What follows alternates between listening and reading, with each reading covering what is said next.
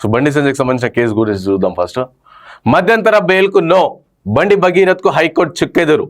ఈ దశలో ఎలాంటి ఉత్తర్వులు ఇవ్వలేము. పిటిషన్పై అర్ధరాత్రి దాకా వాదోపవాదనలు. 12 గంటలకు తీర్పు రిజర్వ్ చేస్తున్నట్లు ప్రకటించిన న్యాయస్థానం. నిన్న ఆల్మోస్ట్ నైట్ 12 గంటల వరకు దీనిపైన వాదోపవాదనలు విన్నారు న్యాయమూర్తి. ఆ న్యాయమూర్తి మాట్లాడుతూ మధ్యంతర ఆల్మోస్ట్ మీ అంటే మధ్యంతర బెయిల్ కోసం తను అప్లై చేసుకున్నారు. అయితే ఈ విధంగా కేసు విచారణ ఉండే క్రమంలో మధ్యంతర బెయిల్ ఇవ్వలేము మేము అని చెప్పి తేల్చి చెప్పి సో నెక్స్ట్ తర్వాత రిజర్వ్ చేస్తున్నాం దీనికి సంబంధించి. సో నెక్స్ట్ కొన్ని రోజుల తర్వాత మేము చెప్తామని చెప్పారు. అరెస్టు నుంచి రక్షణ కల్పించాలని భగీరథ్ న్యాయవాది విజ్ఞప్తి. తోసిపుచ్చిన కోర్టు. బాధితురాలు మైనరే, దర్యాప్తులో తేల్చింది. అండ్ ప్రస్తుతం ఆమె వయసు 17 ఏళ్ల 3 నెలలు మాత్రమే. సో పుట్టిన తేదీ 10వ తరగతి సర్టిఫికేట్లను సమర్పించిన పిపి పల్లె నాగేశ్వరరావు. సోషల్ మీడియాలో నాపై ఆరోపణల. జస్టిస్ మాధవీదేవి అభ్యంతరం. ఎందుకంటే మనం చూసినామంటే ఇది కోర్టు అంతా కూడా మాధవీదేవి, జస్టిస్ టి మాధవీదేవి గారు విచారిస్తా ఉన్నారు. దీనిపైన న్యాయమూర్తిగా తను వ్యవహరిస్తున్నారు. అయితే తన పైన కూడా సోషల్ మీడియాలో దుష్ప్రచారం జరుగుతూ ఉంది. సో కాబట్టి ఈ విధంగా నా పైన దుష్ప్రచారం జరుగుతుంది ఏంది అని చెప్పేసి కూడా తను నిన్న మాట్లాడారు. కేంద్ర మంత్రి బండి సంజయ్ కుమారుడు బండి సాయి భగీరథ్కు హైకోర్టు ఎలాంటి తక్షణ ఊరట లభించలేదు. మైనర్ బాలికకు లైంగికంగా వేధిస్తున్నట్లు పేట్ బషీర్బాగ్ పోలీస్ స్టేషన్లో నమోదైన ఫోక్సో కేసులో అరెస్టు చేయకుండా మధ్యంతర రక్షణ కల్పించడానికి హైకోర్టు నిరాకరించింది. బండి భగీరథ్ దాఖలు చేసిన ముందస్తు బెయిల్ పిటిషన్పై తీర్పు రిజర్వ్ చేస్తున్నామని, ప్రస్తుత దశలో ఎలాంటి మధ్యంతర ఉత్తర్వులు ఇవ్వలేమని పేర్కొన్నది. ఈ నెల 21న అంటే గురువారం రోజున ముందస్తు బెయిల్ పిటిషన్పై తీర్పు వెలువరిస్తామని తెలిపింది. అంటే ఈ నెల 21 తారీఖున, ఈరోజు ఎంత 15th కదా, ఇంకో 6 days తర్వాత, ఈరోజు 16th కాబట్టి ఇంకో నొద్దుల తర్వాత ముందస్తు బెయిల్ పిటిషన్పై తీర్పు వెలువరిస్తామని తెలిపింది. కనీసం ముందస్తు బెయిల్ పిటిషన్ తీర్పు వచ్చే వరకైనా అరెస్టు నుంచి రక్షణ కల్పించాలని పోలీసులకు బండి భగీరథ తల్లి కూడా మొన్న లెటర్ కూడా రాసిందిగా, ఆ లెటర్ కూడా వచ్చింది మనకి. నా కూతురి పరిస్థితి చూస్తే ఆందోళనగా ఉందని బండి భగీరథే అన్నాడంటే అర్థం చేసుకోండి. అంటే మేము పెంచిన చలాకీ పిల్ల మాకు లేదు. ఠానాలో ఆ 5 గంటలు ఆవేదన భరితం. మనం ఆల్రెడీ చూసినాం, మనం నిన్న ఆల్రెడీ చెప్పారు మీకు. అంటే ఈ బండి భగీరథ్ కేసులో ఎవరైతే బాధితురాలు ఉందో మైనర్ బాలిక, తన తల్లి నిన్న 5 పేజీల ప్రెస్ నోట్ రిలీజ్ చేసింది. సో తను ఏ విధంగా ఆవేదన చెందుతుంది, తన కూతురు ఏ విధంగా ఆవేదన చెందుతుందో అదంతా కూడా ప్రెస్ నోట్కి రిలీజ్ చేసి అందులో క్లియర్ కట్గా మెన్షన్ అయి ఉంది. ఏమని అంటే, నా కూతురు సూసైడ్ అటెంప్ట్ చేసుకున్న టైంలో, తను డిప్రెషన్లో ఉన్న టైంలో కంప్లీట్గా తన ఏం చేయాలో ఏం చేయలేకపోతున్నా అనే టైంలో బండి భగీరథ్కి చెప్పినప్పుడు బండి భగీరథే నాకు ఫోన్ చేసి చెప్పిండు. ఏమని, ఈ విధంగా పాప పరిస్థితి మొత్తం ఆందోళనగా ఉందంట అంటే మీరు ఒకసారి చూడండి అని చెప్పేసి ఈ విధంగా చెప్పిండు అని చెప్పేసి లెటర్లో తను నిన్న ప్రెస్ నోట్కి రిలీజ్ చేసిన దాంట్లో క్లియర్గా మెన్షన్ అయి ఉంది. సో అదే మనకి ఇక్కడ కూడా ఉంది, భగీరథే అన్నాడంటే అర్థం చేసుకోండి. అంటే భగీరథ తన తల్లికి చెప్పిండి ఈ విధంగా ఆందోళనకరంగా ఉంది ఆమె పరిస్థితి అని చెప్పేసి మీరు ఒకసారి మధ్యలో ఇంటరప్షన్ అయ్యి ఏమైందో ఒకసారి తెలుసుకుని అని చెప్పేసి భగీరథ్ తన తల్లికి చెప్పినప్పుడు తన తల్లే నిన్న లెటర్లు చెప్పింది. మేము పెంచిన చలాకీ పిల్ల మాకు లేదు. ఠానాలో ఆ 5 గంటలు ఏదైతే నిన్న రేవంత్ రెడ్డి మాట్లాడుతూ సుమారు 8-8:30 ప్రాంతంలో పేట్ బషీర్బాగ్ పిఎస్లో వెళ్ళారు. అండ్ దాంట్లో కేసు కంప్లైంట్ ఫైల్ అయింది. మేము గంటలో ఎఫ్ఐఆర్ నమోదు చేసినామని చెప్పేసి, కేసు రిజిస్టర్ చేసినామని చెప్పేసి రేవంత్ రెడ్డి మాట్లాడారు. కానీ మనకి క్లియర్గా మనకి క్లియర్గా తెలుస్తుంది, యావత్ తెలంగాణ ప్రజలకు తెలుస్తుంది. ఆ 5 గంటలు తన తల్లిని కూర్చోబెట్టుకుని రాత్రి 12 గంటల సమయం వరకు కూర్చోబెట్టుకుని దాని తర్వాత 0 ఎఫ్ఐఆర్ ఫైల్ చేసిన పరిస్థితి, దాని తర్వాత ఫోక్సో ఫైల్ చేసిన పరిస్థితి. ఠానాలో 5 గంటల ఆవేదన భరితం. బండి సంజయ్ ఇంటి నుంచి భయంతో బయటికి వచ్చాం. శారీరక సంబంధం కోసం నా కుమార్తెపై పదే ఒత్తిడి తెచ్చాడు. ఎవరు? బండి భగీరథ ఒత్తిడి తెచ్చాడు. ఆయన మొబైల్ ద్వారా క్షమాపణలు చెప్పాడు. బాధ కలిగించానని అంగీకరించాడు. మొబైల్ ద్వారా వీడియోలు చేసి కూడా, తను సెల్లార్లో కూర్చొని వీడియోలు తీసుకున్నా, కార్లో కూర్చొని వీడియోలు తీసుకున్నా, వీడియోలు అన్నీ మనం చూసినాం. భగీరథ్ స్వేచ్ఛగా తిరగడం బాధిస్తుంది. విచారణ నిష్పక్షపాతంగా, స్వతంత్రంగా, న్యాయబద్ధంగా జరగాలి. బాలిక తల్లి బహిరంగ లేఖ. ఇక బాధితురాలు మైనర్గా నిర్ధారణ డీసీపీ. ఎందుకంటే మనం చూసినాం చాలా వరకు సోషల్ మీడియాలో తన ఆధార్ కార్డు కావచ్చు, రేషన్ కార్డు కావచ్చు, తన 10th సర్టిఫికేట్ కావచ్చు, లేకపోతే AC election voter ID card కావచ్చు, ఇవన్నీ సోషల్ మీడియాలో చాలా బహిర్గతంగా విచ్చలవిడిగా వైరల్ అయిన పరిస్థితి. ఏమైంది పదే తను మైనర్ కాదు అని చెప్పి దానికి సంబంధించి కొంతమంది సపోర్ట్ చేసిన కుక్కలు కూడా తన మైనర్ కాదంట కదా, తనకి ఇష్టం వచ్చే పోయిందంట కదా అని చెప్పేసి ఈ విధంగా వ్యాఖ్యలు కూడా చేసిన పరిస్థితి. సో తను మైనర్ కాదు అని చెప్పి డీసీపీ తేల్చేసారు. అండ్ అలాగే డీసీపీ నిన్న చెప్పారు తన మైనర్ కాదు, తనకు సంబంధించిన పుట్టిన తేదీ ప్రైవేట్ హాస్పిటల్ ఎక్కడైతే పుట్టారో ఆ తేదీకి జిహెచ్ఎంసీలో ఉన్న రికార్డులకి 2 పరిశీలించి మ్యాచ్ చేసి తను మైనర్ కాదు అని చెప్పి క్లియర్గా తేల్చి చెప్పేశారు. ఇప్పుడు ఎవరెవరైతే తన మైనర్ కాదు, బ్లాక్మెయిలింగ్ కోసం వాడుకున్నారు, ఇవన్నీ కూడా చేసిన ఇన్ఫ్లుయెన్సర్స్ కావచ్చు, యూట్యూబ్ ఛానల్ కావచ్చు, వీటన్నిటిపైన చర్యలు తీసుకునే విధంగా నిన్న ఆ కేసు కూడా నడుస్తూ ఉంది. విచారణకు గైర్హాజరై బండి భగీరథ్. సో కేంద్ర మంత్రి బండి సంజయ్ తల్లికి గుండెపోటు అని చెప్పేసి ఇంకో న్యూస్ కూడా, అంటే బ్యాక్ టు బ్యాక్ ఈ విధంగా న్యూసెస్ కూడా జరుగుతుంది. దీనికి ఏదో డౌట్ వస్తుంది అందరికి. ఇంకా భగీరథ్ కేసులో సంజయ్ పేరు వాడొద్దు. సోషల్ మీడియాలో ఆయనపై వచ్చిన కథనాలను 26 లోపు, అంటే ఈ నెల 26 లోపు తొలగించాలని సిటీ సివిల్ కోర్టు ఆదేశం. కానీ ఇక్కడేమో సిటీ సివిల్ కోర్టు ఆదేశం ఇచ్చింది అని చెప్పేసి ఇక్కడ వచ్చింది. కానీ మాకు తెలిసినంత వరకు, నాకున్నంత సమాచారం వరకు ఇంకా కోర్టు ఏం ఆదేశాలు ఇవ్వలేదు. కేవలం బండి సంజయ్ పిటిషన్ వేసి ఈ విధంగా నాకు పేరు ఎక్కడ వాడొద్దని చెప్పి పిటిషన్ వేసి దాని మీద కోర్టు ఎలాంటి విచారణ జరపలేదు, ఎలాంటి ఆదేశాలు కూడా ఇంక ఇవ్వలేదు అని చెప్పి మాకు ప్రాథమికంగా మా దగ్గర ఉన్నంత సమాచారం అనమాట. సోషల్ మీడియా నిర్వాహకులపై కేసులు. బాలిక, ఆమె తల్లిదండ్రుల ఫోటోలు, వీడియోలు ప్రసారం. 41 యూట్యూబ్ సోషల్ అకౌంట్లు గుర్తించిన పోలీసులు. 41 యూట్యూబ్ ఛానల్స్ ఇవన్నీ కూడా గుర్తించిన పోలీసు అధికారులు. ఒకసారి అంత డీటెయిల్గా చూద్దాం. 14th పేజ్లో ఉంది. సో ఫస్ట్ బండి భగీరథ్కి సంబంధించి మధ్యంతర బెయిల్కు నో, అన్ని విధాలా సహకరించేందుకు సిద్ధమని భగీరథ్ తరఫున సీనియర్ న్యాయవాది నిరంజన్ రెడ్డి చేసిన విజ్ఞప్తి ధర్మాసనం తోసిపుచ్చింది. ఈ దిశలో ఇప్పటికిప్పుడు ఎలాంటి మధ్యంతర ఉత్తర్వులు ఇవ్వలేమని స్పష్టం చేసింది. బండి భగీరథ్ దాఖలు చేసిన ముందస్తు బెయిల్ పిటిషన్పై జస్టిస్ మాధవీదేవి ధర్మాసనం శుక్రవారం అర్ధరాత్రి వరకు విచారణ చేపట్టి తీర్పు రిజర్వ్ చేస్తున్నట్టు ప్రకటించింది. అంతకుముందు పిటిషనర్ భగీరథ్ తరఫున సీనియర్ న్యాయవాది వైసీపీ ఎంపీ నిరంజన్ రెడ్డి వాదనలు కొనసాగించారు. వాస్తవానికి బాలిక తల్లిదండ్రులు అన్ని రకాలుగా న్యాయ సలహాలు తీసుకున్న తర్వాతే పూర్తిస్థాయి న్యాయ నిపుణుల సలహా మేరకు పేట్ బషీర్బాగ్ పోలీస్ స్టేషన్లో ఫిర్యాదు చేశారు. ఫిర్యాదును క్షుణ్యంగా పరిశీలిస్తే అందులో పేటెంట్రీ సెక్షువల్ అసాల్ట్ సంబంధించిన ఘటనలు ఆ సెక్షన్లు పెట్టడానికి దారితీసిన పరిస్థితులు ఏవీ లేవు. ఆ తర్వాత దురుద్దేశంతో పోలీసులు ఫోక్సోలోని పెనెట్రేటివ్ సెక్షువల్ అసాల్ట్ సెక్షన్ కొత్తగా చేర్చారు. వారిద్దరూ కలిసి తిరిగారు. వారు కలిసి ఉన్నట్లు, రిలేషన్షిప్లో ఉన్నట్టు తల్లిదండ్రులకు తెలుసు. గతేడాది జరిగిన ఘటనలో చాలా ఆలస్యంగా ఇప్పుడు ఫిర్యాదు చేశారు. సో ఈ విధంగా అంటే తన తల్లి బాధితురాలి తల్లి పెట్టిన కేసులు ఎక్కడ కూడా తను మొలిస్ట్ చేశారు, వాడు కూడా ఆయన సడన్గా నమ్మించి మోసం చేశారు అని చెప్పేసి తన తల్లి చెప్పారు. అండ్ అలాగే నిరంజన్ రెడ్డి ఎవరైతే బండి భగీరథ్ తరఫున న్యాయవాది ఏదంటారో ఇక్కడ కూడా కేసు పెట్టినప్పుడు లేదు. కానీ తర్వాత పోలీస్ అధికారులు ఏం చేశారు, విచారణ జరిపి ఆ పాప స్టేట్మెంట్ చేసుకున్న తర్వాత కేసు అందులో ఉన్న సెక్షన్స్ అనేది సవరించారు. సెక్షన్స్ అనేది ఇది కాకుండా ఇంకో సెక్షన్స్ యాడ్ చేశారు. సో అదే కావాలని యాడ్ చేశారు అని చెప్పేసి నిరంజన్ రెడ్డి నేను చెప్పుకొచ్చిన పరిస్థితి.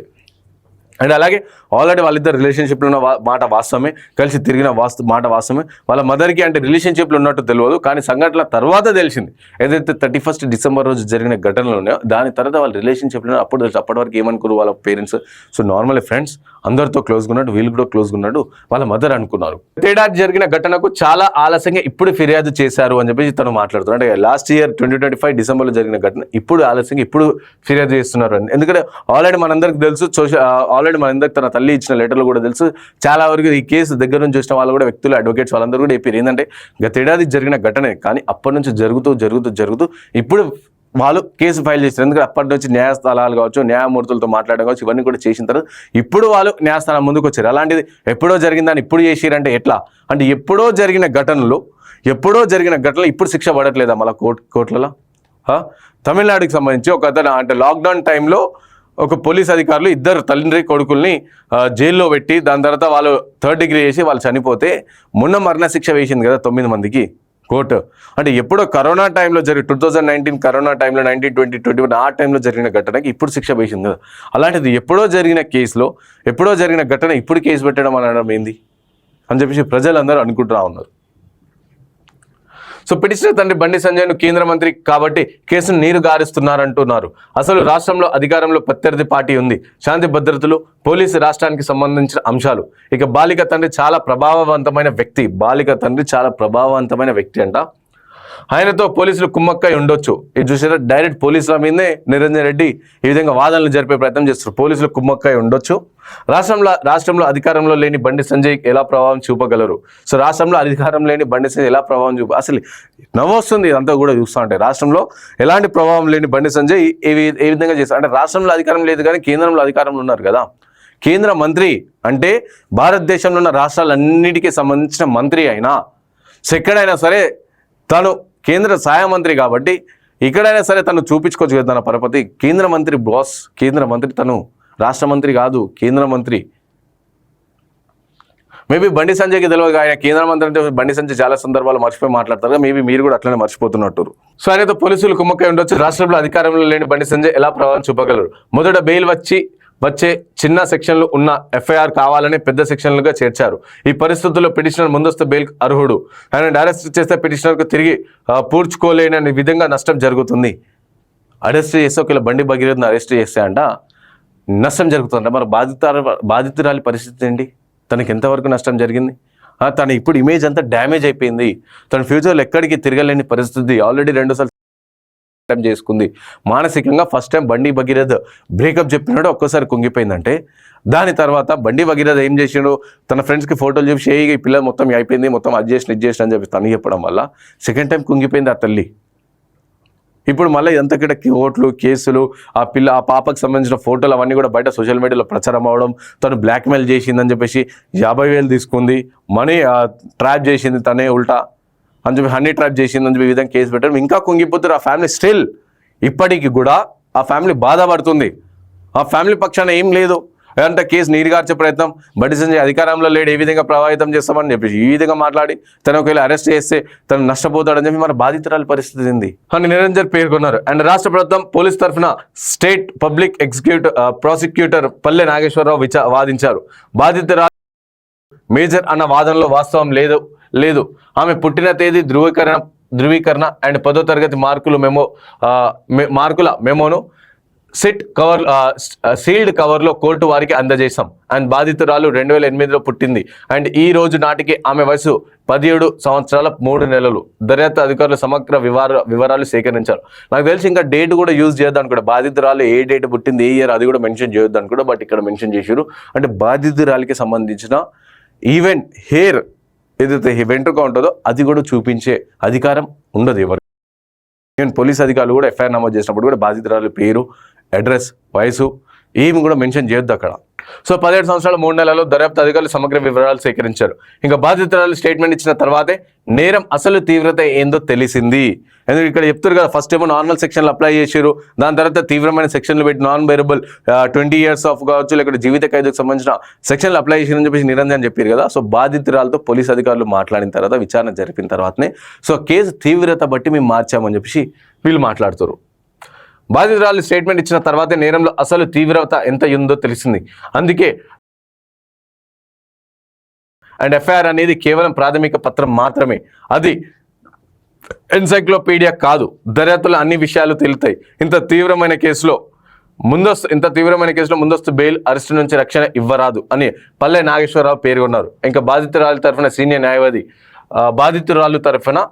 న్యాయవాది పప్పు నాగేశ్వరరావు వాదిస్తూ బండి భగీరథ్ మరో 4 అమ్మాయిలను వేధించాడు, త్వరలో వాళ్ళు కూడా బయటకు వస్తారు. చూసిరా బండి భగీరథ్ సంబంధించిన కళాఖండం. ఆల్రెడీ ఈ అమ్మాయి ఇబ్బంది పెడితే మనకు ఆల్రెడీ తెలుసు, వాళ్ళ ఫ్రెండ్స్ కూడా చాలా మంది చెప్పారు. మహేంద్ర యూనివర్సిటీలో చేసిన అరాచకాలు తెలుసు మనకి.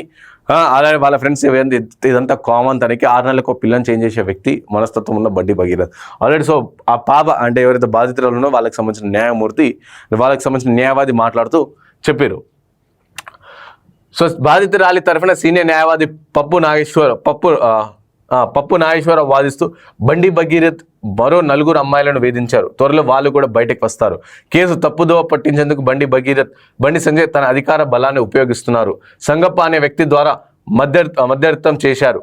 అండ్ జనవరి 1 ఫామ్ హౌస్లో బాధితురాలు నిద్రలేచేసరికి ఒంటిపై దుస్తులు లేవు. ఆమెకు పిటిషనర్ మద్యం తాగించాడు. జరిగిందనే విషయానికి ప్రాధాన్యత లేదు. కరీంనగర్ కౌంటర్ కేసు పెట్టే వరకు ఇక్కడి పోలీసులు వేచి చూశారు. అండ్ ముఖ్యమంత్రి కేసులు పర్యవేక్షించిన తర్వాతే పోలీసులు కదిలారు. అండ్ భగీరథ్ తీసుకున్నాడు. అతడిపై గతంలో 2 ఎఫ్ఐఆర్లు కూడా ఉన్నాయి. అతడే మొదటిసారి నేరస్తుడు కాదు అని పేర్కొన్నారు. అన్ని వర్గాల వాదనలు విన్న ధర్మాసనం తీర్పును రిజర్వ్ చేసింది. కాగా సోషల్ మీడియాలో తనపై తప్పుడు ప్రచారం చేయడంపై జస్టిస్ మాధవి దేవి ఆగ్రహం వ్యక్తం చేశారు. తన భర్తకు పదవులు ఆఫర్ చేశారంటూ ఇష్టం వచ్చినట్టు రాస్తున్నారని, ఇలాంటి వాటికి తను భయపడని అన్నారు.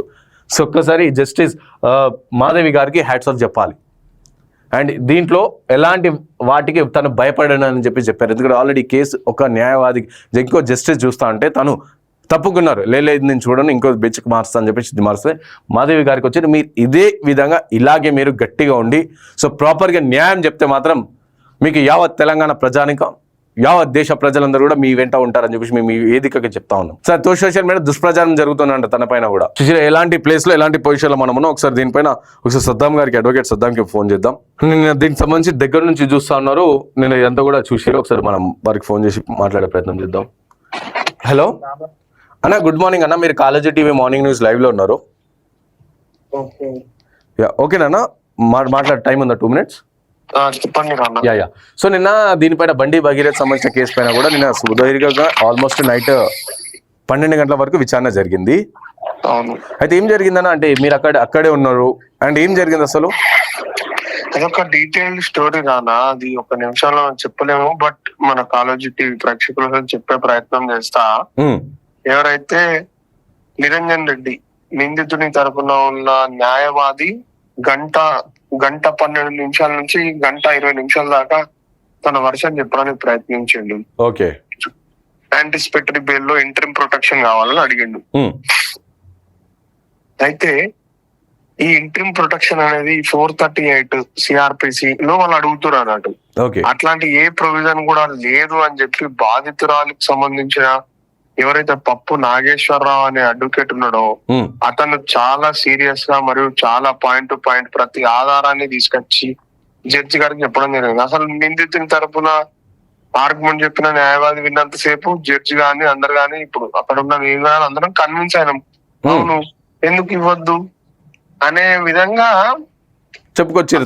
ఒక సీనియర్ లాయర్ కాబట్టి తను చాలా జాగ్రత్తగా బాధితురాలి పేరు వాడకుండా నిన్న ఉన్న రూట్ మొత్తం చేంజ్, మొన్న ఉన్న రూట్ మొత్తం చేంజ్ చేసిరాళ్ళు. మొన్న వాళ్ళు ఏం రూట్ లో ఉండే ఏజ్ విషయంలో ఉండే, అవును, కానీ ఆ ఏజ్ గురించి అసలు ఎక్కడ ఏం మాట్లాడలేరు. ఎందుకంటే ఏజ్ విషయంలో అది వినోద్ కతారియా వర్సెస్ యూపీ అనే జడ్జిమెంట్ ఉంది. ఆ జడ్జిమెంట్ ప్రకారం ఎవరు కాదు అనేది అది at the stage of the bail granting అది పెద్ద విషయం కాకపోవచ్చు. బట్ అంత సబ్స్టాన్షియల్ ఎవిడెన్స్ కూడా లేదు. ఆ అమ్మాయికి 2 డేట్ ఆఫ్ బర్త్ సర్టిఫికెట్లు ఉన్నాయి అనేది నిజమైనప్పటికీ కూడా ఆ రెండిట్లకి వెళ్ళి ఆ 2 18 సంవత్సరాల లోపు ఉన్నాయి. మళ్ళీ ఎక్కడికి గమనించారు, అది ఈ రోజు కాదు, ఏ రోజైతే ఆమె మీద అత్యాచారం జరిగింది అని చెప్తున్నారో ఆ రోజుకి, అంటే లాస్ట్ December 31st, 2025 రోజున జరిగిందని చెప్తున్నారు కదా, ఆ రోజుకే దాన్ని లెక్క కట్టిరు అన్నట్టు వయసుని. వయసుని లెక్క కట్టిరు. లెక్క కట్టినప్పుడు ఎంత అవుతుంది? ఆమెకు అప్పుడు 17 ఏళ్ళే అవుతుంది. అవును.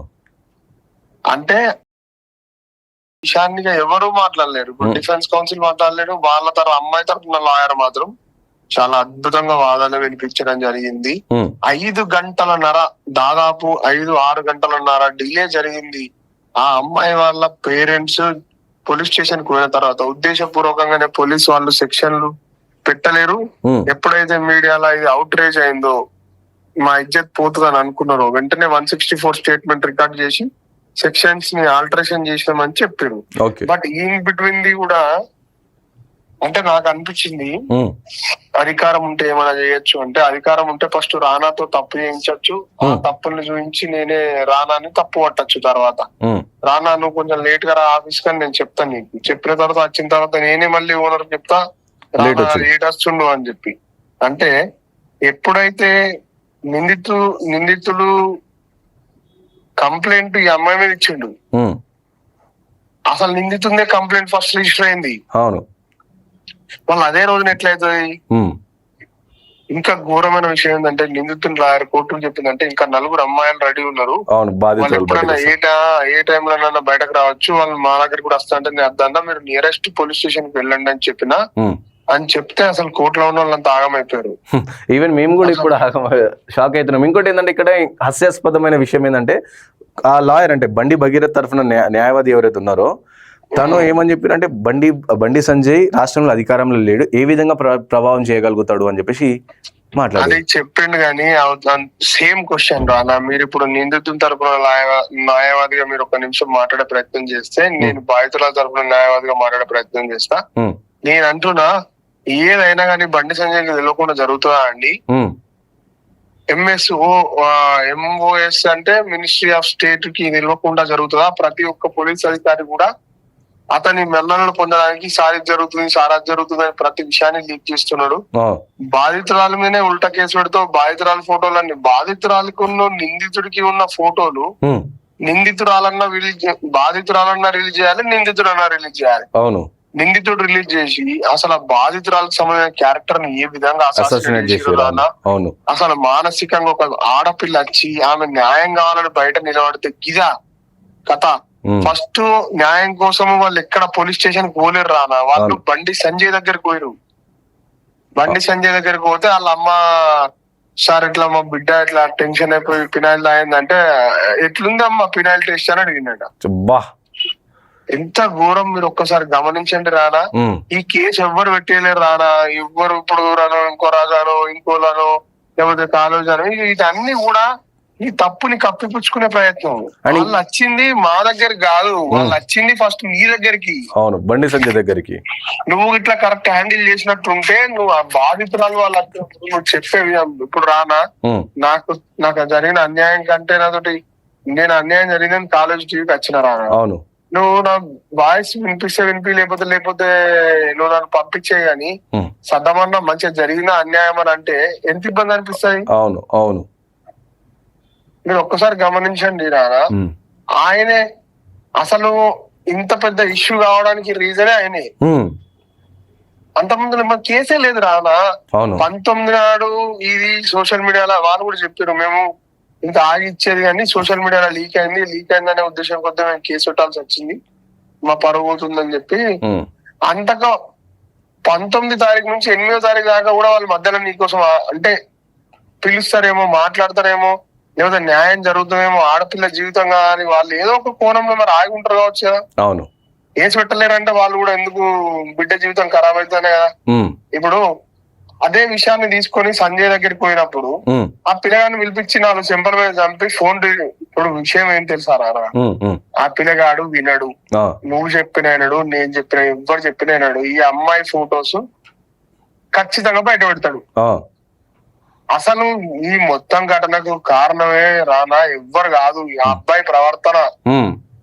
నిజంగా అమ్మాయి జోలుకోకుండా ఉంటే ఆ అమ్మాయి కూడా ఏదో జరిగింది అని చెప్పి ఆమె జోలుకో ఏదో ఫంక్షన్ కాడ చూపించండి ఫొటోస్ వాళ్ళ ఫ్రెండ్స్ కి చూపించి దేకోమై దాదాగిరి అన్నాడు.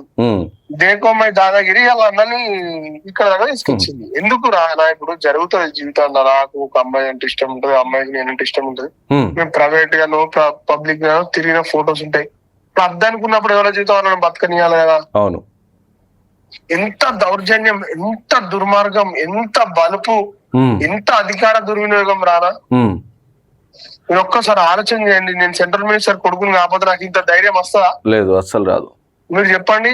ఇది ఎన్నో కథ. ఇది ఎవరిని పడతా అని కొడతా, ఎవరిని పడతా అని చేస్తా, ఏ అమ్మాయి పడతా అమ్మాయి ఇబ్బంది పెడతా అన్నట. ఏంది ఉద్దేశం ఏంది అసలు? ఇంకోటన్నా ఈ మన మాధవి గారు ఎవరైతే జస్టిస్ మాధవి గారు ఉన్నారో సో వారు కూడా ఆగ్రహం వ్యక్తం చేశారు. అండ్ అలాగే తన భర్తకు పదవులు ఆఫర్ చేశారంటూ సోషల్ మీడియాలో ప్రచారం వస్తా ఉన్నాయి. సో తను అసలు భయపడను అని చెప్పేసి కూడా చెప్పారు అంట. అది అట్లా కాలేదు రానా. అది ఏం జరిగింది అంటే నా మీద సోషల్ మీడియా వేదికగా నా భర్త ఏదో కష్టపడి ఆయన గెలిస్తే ఆయనకు నాకు లింక్ పెట్టి నన్ను ఇట్లా బ్లేమ్ చేస్తున్నారు అని చెప్పి ఆమె చెప్పుకొచ్చే ప్రయత్నం. అంటే ఎవరిదైనా కానీ క్యారెక్టరే కదా. మనం ఇప్పుడు నేను కూడా జడ్జి మీద ఆరోపణ చేయలేదు. మేము ఏమన్నాము అంటే జడ్జి గారు మా పిటిషన్ కూడా వినండి అని చెప్పి మనం అన్నాం. ఇది ఒక బాధ్యతాయుతమైన విమర్శ అనండి, లేదంటే వేడుకోలనండి, ఇంకోటనండి. మేమేమన్నాము ఇప్పుడు బండి భగీరథ ఇలా ఈ రాష్ట్రం సాక్ష్యమా కాదా, ఇలా రానా పిటిషన్ ఇంటరా ఇంత రాత్రి దాకా? అవును, వింటారా? మీరు చెప్పండి, బహిరంగంగా చెప్పండి, వింటారా? అదే కాలోజీ సీనా జైలు పోతే వింటరా? తొలి వెలుగు రఘు పోతే వింటరా? శంకర్ జర్నలిస్ట్ పోతే వింటరా? కానీ అల్లు అర్జున్ వింటరు. ఫస్ట్ థింగ్ అవినాష్ రెడ్డి వింటరు. Second thing Pawan Khera de facto president of Congress party తింటారు. బండి భగీరథ్ తింటారు. ఎందుకంటే వాళ్ళకి సీనియర్ లాయర్లు వస్తారు కాబట్టి వాళ్ళు చెప్పినట్టు నడుస్తారు. ఎందుకు ఇప్పుడు అందరికీ సమానంగా ఉండాలని మనం కొట్లాడుతున్నాం. కానీ సోషల్ మీడియా వేదికగా కొందరు ఎవరో గుర్తు తెలియని వ్యక్తులు వాళ్ళంతా కూడా రాసుకొచ్చిరు అసలు వెకేషన్ బెంచ్ అంటే ఏంది ఇంకా చాలా నాలెడ్జ్ తోటి రాసిరు అది. అది పర్సనల్ గానే రాసిరు జడ్జి మీద. దానికి సంబంధించిన విషయాలన్నింటినీ కూడా హైదరాబాద్ కమిషనర్ కి ఫార్వర్డ్ చేసి దాని మీద వాళ్ళు ఎంక్వైరీ చేయమని చెప్పారట. ఎంక్వైరీ అయితే జరగాలి. మరి ఆ లెవెల్ రాయడం అనేది కరెక్ట్ కాదని నేను అనుకుంటున్నా. ఎందుకంటే ఇప్పుడు నిందితుని వర్షం నిన్నప్పుడు ఎవరికైనా అట్టే అనిపిస్తుంది. ఇప్పుడు నేను కూడా రేపు పొద్దున నిందితుని వైపు బాధించినప్పుడు జడ్జి నేను చెప్పినట్టే ఇంటర్వ్యూ. ఎందుకంటే బాధితురాల తరపున వచ్చిన వాళ్ళు చెప్పిన తర్వాత కదా జడ్జి డిసైడ్ అయ్యేది. అప్పటిదాకా జడ్జి కూడా అంటే నేను చెప్పింది అవునా అవునా అవునా అంటే అప్పుడు అందరికి ఏం అర్థం అవుతుంది తెలుసా? ఈ జడ్జి సద్దాం చెప్పినట్టు వింటుందని అనిపిస్తుంది. కానీ పబ్లిక్ ప్రాసిక్యూటర్ ఎప్పుడు ఎంటర్ అవుతాడు, దాని తర్వాత విక్టిమ్ కి సంబంధించిన లాయర్ ఎప్పుడు ఎంటర్ అవుతాడు, వాళ్ళిద్దరు ఎప్పుడైతే చెప్తారో అప్పుడు మీరు జడ్జి మనం డిసైడ్ చేయాలి. ఆ మేడం కి చెప్పేటట్టుంది, మేడం కి ఇటు పోతుంది ఇట్లా అని మనం అప్పుడు అనుకోవడానికి ఉంటది. ఏదైనా ఆమె ఆర్డర్ ఇప్పుడు నేను ఏమనుకున్నా నువ్వేమనుకున్నా ఆమె అయితే ఆర్డర్ ప్రొనౌన్స్ చేయాలి కదా. అది జరిగింది. ఇంకోటి ఏంటంటే ఇది మన బండి సంజయ్ కూడా నా పేరు ఎక్కడ వాడొద్దు అని చెప్పేసి కూడా తను పిటిషన్ వేసినట్టు తెలుస్తుంది. అంటే దానిపైన చెప్పిన కోర్టు ఏమైనా ఆర్డర్ ఇచ్చిందా లేకుంటే కేవలం కోర్టు ఆర్డర్ ఇచ్చింది? నోటీసులు మనకు ముట్టిన తర్వాతనే మనం డిసైడ్ కావచ్చు. ఇప్పుడు మీకైనా నాకైనా ఎవరికైనా జాయింట్ ఆర్డర్ ఇచ్చింది. అంటే వాళ్ళు ఎవరు ఫోటో యూజ్ చేయాలని అంటే బాధితుడు నిందితుడు బండి భగీరథ్ సంబంధించి సో వాళ్ళ ఫాదర్ అంటే మళ్ళీ ఇప్పుడు ఎవరు ఫోటో యూజ్ చేయాలని చెప్పి సోషల్ మీడియాలో అడుగుతాను. వాళ్ళకు తెలియదు రానా మొత్తం సంగప్ప అనేటైనా మిస్గైడ్ చేసిండు ఆ కుటుంబాన్ని. అదేదో జరిగిపోయే చిన్న ఇష్యూని ఇక్కడ దాకా తీసుకొచ్చి మళ్ళీ ఇలా కూడా ఏదో మీడియా గొంతు నొక్కాలని చూస్తారు. అది ఒక ఎక్స్పార్టీ ఆర్డర్. మనం పోయిన తర్వాత అమ్మాయి వాళ్ళ అదే విక్టిమ్ వాళ్ళ అమ్మ చెప్తుంది కదా మమ్మల్ని బండి సంజయ్ ఇట్లా తిట్టిండు అని చెప్పి. అవును. ఎందుకు కేసుకి బండి సంజయ్ పేరు ఆపాదిస్తాం మీరైనా నేనైనా? అవును. విక్టిమ్ స్టేట్మెంట్ ఉంది కదా, మరి విక్టిమ్ వాళ్ళ అమ్మకు నోటీసులు ఇవ్వండి మాట్లాడొద్దని చెప్పి. దాని తర్వాత మేము ఎవరం మాట్లాడము. ఎవరికి నోటీసులు ఇవ్వకుండా ఏదో ఎక్స్పార్టీ ఆర్డర్ తెచ్చుకొని ఆ ఆర్డర్ సరే చూద్దాం. ఆ ఆర్డర్ ఇప్పుడు నాకు ఆ లోయర్ కోర్టు మీద గౌరవం ఉందండి. మన నోటీసులు లేకుండానే ఆర్డర్ ఇచ్చింది, నో ప్రాబ్లం. మనము ఖచ్చితంగా అందరం కూడా నోటీసులు అందిన వాళ్ళందరం కూడా కోర్టుకు పోదాం. కోర్టుకు పోయి ఇంత సీరియస్ ఎలిగేషన్స్ ఉన్నప్పుడు మీరు ఇయ్యద్దని ఆర్డర్లు పాస్ చేస్తే మరి మా పరిస్థితి ఏంది గ్రౌండ్ అని చెప్పి కూడా చెప్పే ప్రయత్నం చేద్దాం. ఓకే అన్న, okay done. Thank you so much.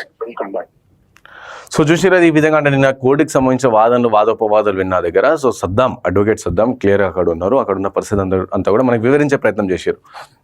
Right. So బండి భగీరథ్ కేసులో సంజయ్ పేరు వాడొద్దు, కేంద్ర మంత్రి పేరును ఇక ఎక్కడ ఉపయోగించొద్దు. సోషల్ మీడియాలో ఇప్పటికీ ఆయనపై వచ్చిన కథనాలు 26 తారీఖు లోపు తొలగించాలని చెప్పేసి నేను కోర్టు ఆర్డర్ ఇచ్చిందని చెప్పేసి చెప్తా ఉన్నారు.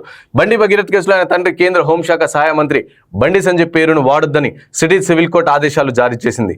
భగీరథ్ పై నమోదైన ఫోక్సో కేసుకు సంబంధించి తన పేరు, ఫోటోలు, వీడియోలు వాడొద్దంటూ కేంద్ర మంత్రి బండి సంజయ్ శుక్రవారం సిటీ సివిల్ కోర్టులో పిటిషన్ దాఖలు చేశారు. తన ప్రతిష్టకు భంగం కలిగేలా ప్రచారం చేస్తున్నారని కోర్టు దృష్టికి తీసుకువెళ్లారు. తన పేరును ఇప్పటి వరకు సోషల్ మీడియా, యూట్యూబ్ ఛానల్లో ఉన్న వీడియోలను తొలగించేలా ఆదేశాలు ఇవ్వాలని న్యాయస్థానానికి అభ్యర్థించారు.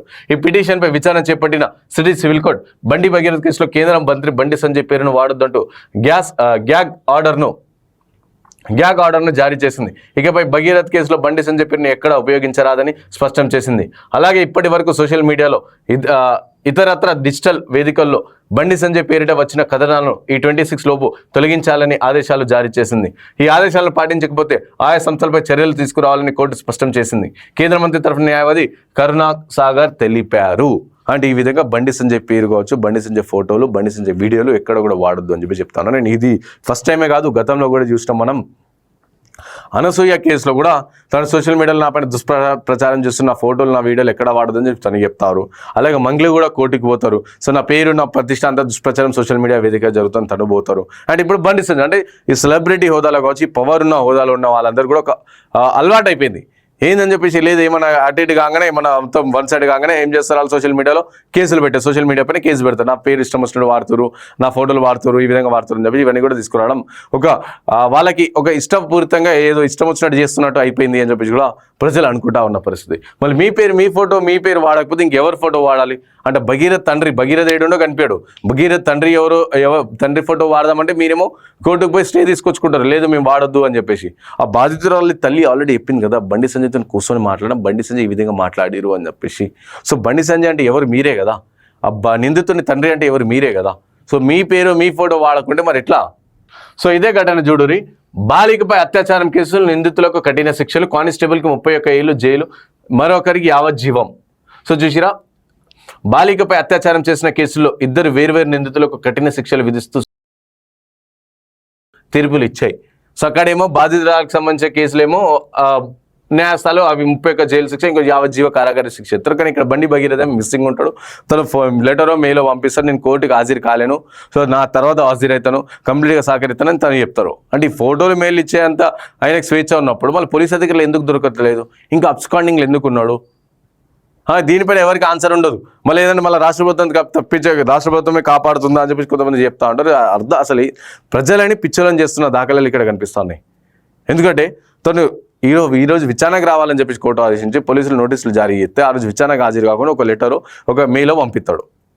సో ఇది అంటే ఇది పంపించే అంత ఉన్నప్పుడు మరి ఆయన పట్టుకునేంత ఎందుకు లేదు మన పోలీస్ అధికారులకి?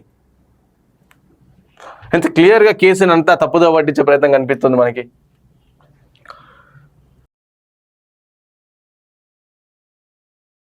కానిస్టేబుల్కు 31 ఏళ్ల జైలు శిక్షతో పాటు 12,000 జరిమానా విధించింది. అలాగే బాధిత బాలికకు నష్టపరిహారంగా ₹1,00,000 పరిహారం చెల్లించాలని ఆదేశాలు జారీ చేసింది. అండ్ 2020లో మధ్య మండల డీసీపీ వద్ద కానిస్టేబుల్గా పనిచేస్తున్న వరదరాజ్ సుదేశ్ తాడుబండ్ వద్ద నివాసం ఉండే ఓ బాలికపై లైంగిక వేధింపులకు పాల్పడ్డాడు. అత్యాచారం చేసి ఆమెను బెదిరించినట్టు కేసు నమోదు కాగా కోర్టు 6 ఏళ్ల పాటు విచారణ కొనసాగించింది. నిందితుడికి శిక్ష జరిమానా విధించింది. కాగా అత్యాచారం చేసిన నిందితుడికి రంగారెడ్డి న్యాయస్థానం యావజ్జీవ కారాగార శిక్ష వేసింది. గర్భం దాల్చిన బాలికను భయపెట్టి బలవంతంగా గర్భస్రావం చేయించి మరో ఇద్దరికి 3 ఏళ్ల కారాగార శిక్ష వేసింది. అండ్ బాలాపూర్ ప్రాంతానికి చెందిన ఓ మహిళ భర్తతో విభేదాలు రావడంతో 2 కుమార్తెలు కుమారుడితో కలిసి విడిగా ఉంటుంది. ఇంకా ఇళ్లలో పనులు చేసుకుంటూ తన పెద్ద కుమార్తెను బంధువుల వద్ద ఉంచింది. ఒంటరిగా ఉన్న బాలికను ఆమె సమీప బంధువైన మొహమ్మద్ అజీం బెదిరించి పలుమార్లు లైంగిక దాడికి పాల్పడ్డారు. అండ్ ఆ బాలిక గర్భం దాల్చడంతో బంధువులైన మొహమ్మద్ హలీం, జమీలా బేగం చంపుతామని బెదిరించి మాత్రలు ఇచ్చి గర్భస్రావం చేయించారు. ఇంకా విచారణ జరిపిన న్యాయస్థానం ప్రధాన నిందితుడు మహమూద్ అజీంకు యావజ్జీవ కారాగార శిక్షతో పాటు 22,000 జరిమానా విధించి గర్భం చేయించిన మొహమ్మద్ అలీ, జమీలా బేగంలకు 3 ఏళ్ల పాటు శిక్ష ఇచ్చి 6,000 జరిమానా విధించింది. సో ఇట్లా ఈ విధంగా అంటే ఇతరు ఇంకొకరు సామాన్యులు చేస్తున్నామో తక్షణమే వాళ్ళపైన న్యాయం జరుగుతుంది, బాధితులకు న్యాయం జరుగుతుంది, వాళ్ళకి జీవిత ఖైదు కావచ్చు, లేకపోతే యావజ్జీవ కారాగార శిక్ష కావచ్చు, లేకుంటే కొన్నేళ్ల పాటు శిక్ష విధిస్తారు. కానీ బండి భగీరథ్ కేసులో తను అబ్స్కాండ్లో వెళ్ళిపోతాడు, ఇప్పుడు అతనికి ఇంకా దొరకడు. కానీ లెటర్లు కావచ్చు, కేసులు కావచ్చు, ఈ విధంగా కూడా జరుగుతూ ఉన్న పరిస్థితి.